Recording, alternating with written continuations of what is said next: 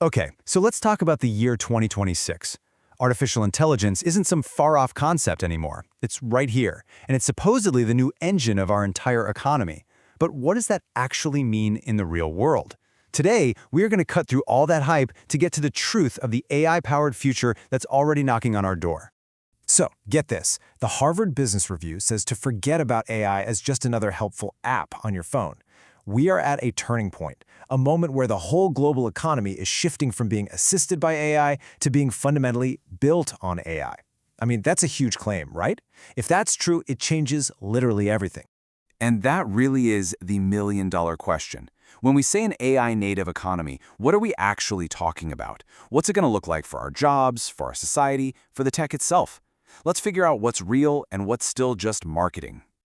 All right, first up on our deep dive into 2026 is one of the biggest promises of this whole AI revolution, AI agents.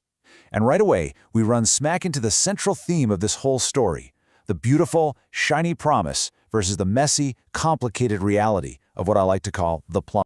Just picture this for a second. You've got a small team, right? And they're launching a massive global marketing campaign. But they do it in days, not months. How? Well, the AI agents are the workhorses. They're crunching the data, they're generating all the content, personalizing it for millions of people. And the humans? They get to do what we do best, come up with the big, creative, strategic ideas. See, this isn't about replacing people. The dream is about amplifying what we can do. But here's where the rubber meets the road. For an agent to actually pull off that magic, it has to navigate this tangled mess of different, sometimes ancient corporate systems. And what we're finding out is that the AI gets lost. It can't always figure out the context when it jumps from one system to another. It's not an intelligence problem. The models are brilliant. It's a plumbing problem. It's about getting all the pipes to connect, and that is just a slow, painful process.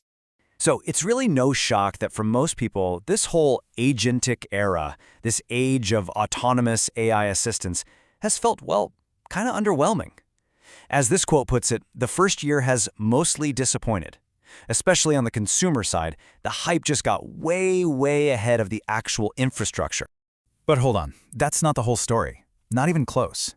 While the consumer-facing agents have been tripping over themselves, something pretty incredible has been happening behind the scenes. Inside big companies, AI agents are absolutely crushing it. I mean, take Anthropic's Claude Code, an agent for software developers. It's already hit a staggering $1 billion in recurring revenue. So the key takeaway here? The real money, the real value, at least for now, is being unlocked inside companies, solving very specific and very expensive problems. Okay, but this technology doesn't exist in a server farm somewhere, right? It's out in the world, and it has a profound and, let's be honest, often really complicated impact on people, on our jobs, and on the very fabric of society. This is the human equation. So, the big question, what about our jobs? Well, you can see just from looking at these two bars, the impact of AI in 2026 is expected to be incredibly uneven. For software engineers, yeah, the change is going to be dramatic. It's going to fundamentally rewrite how code gets written.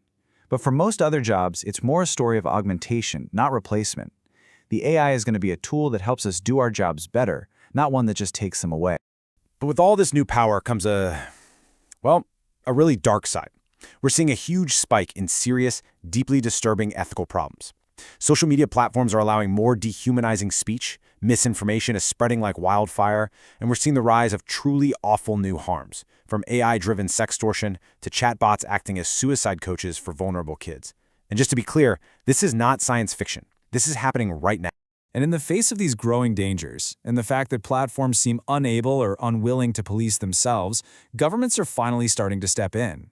Australia is moving to just flat-out ban social media for kids under 16, and you can bet other countries are watching closely. Society is finally starting to push back. Okay, let's zoom out for a second.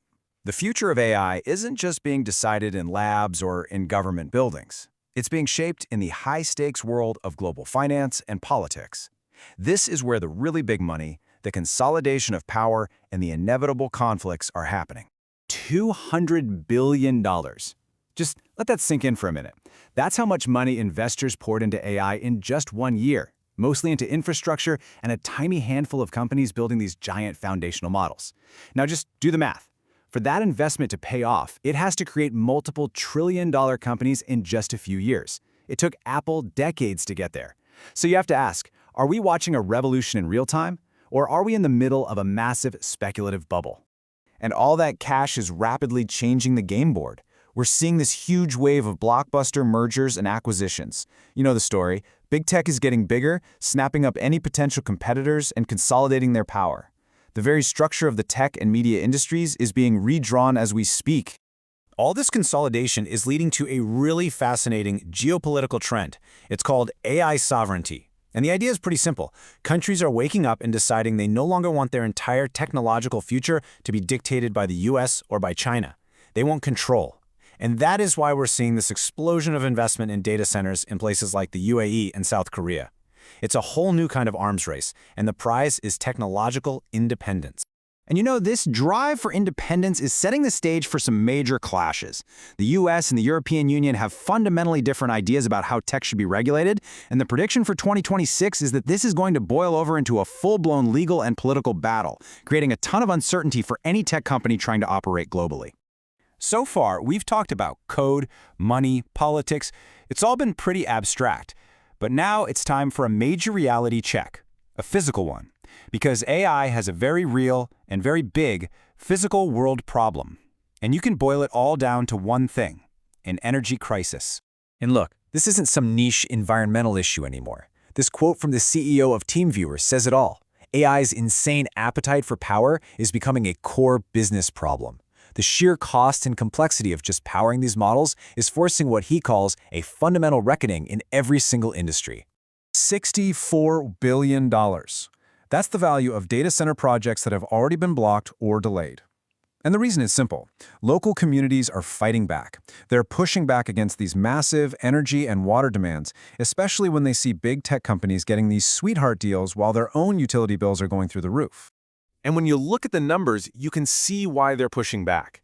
The scale of this is, well, it's hard to wrap your head around.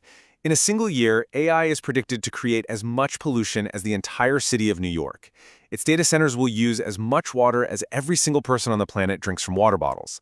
The physical cost of this digital revolution is absolutely immense.